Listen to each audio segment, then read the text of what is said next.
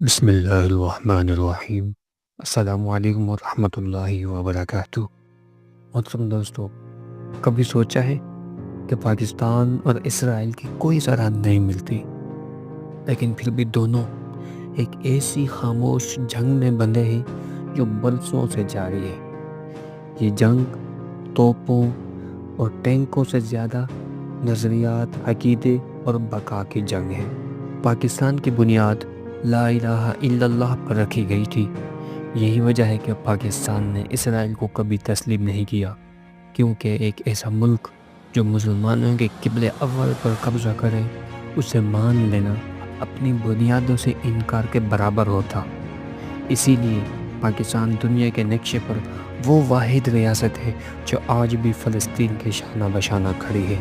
اسرائیل چاہتا ہے کہ مشرق وسطیٰ پر اپنی گرفت قائم کرے، ایران کو توڑ دے، عربوں کو بانٹ دے، بھارت کو اپنے ساتھ ملا لے، تاکہ ایک دن پاکستان کو تنہا کر کے گھیر لے۔ لیکن تاریخ گواہ ہے کہ جب کوئی طاقت پاکستان کو کمزور کرنے نکلی تو وہ خود بکھر گئی۔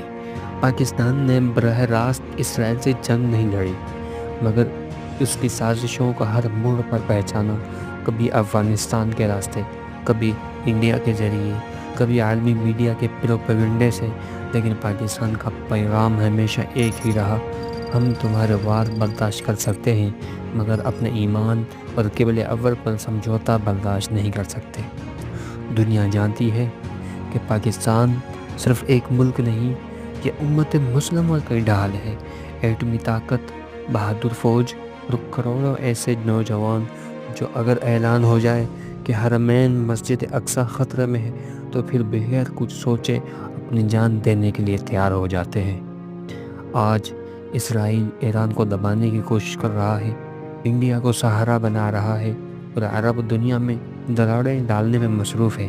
لیکن حقیقت یہ ہے کہ اسرائیل پاکستان کی سرحد تک نہیں پہنچ سکا، بلکہ پاکستان ایک ایسی دیوار بن گیا ہے جس سے ٹکرا کر اس کے خواب بار بار ٹوٹ جاتے ہیں۔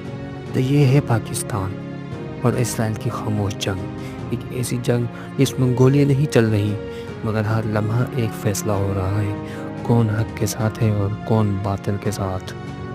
کیا واقعی پاکستان امت مسلمہ کی وہ ڈھال ہے جس سے اسرائیل سب سے زیادہ خوف کھاتا ہے؟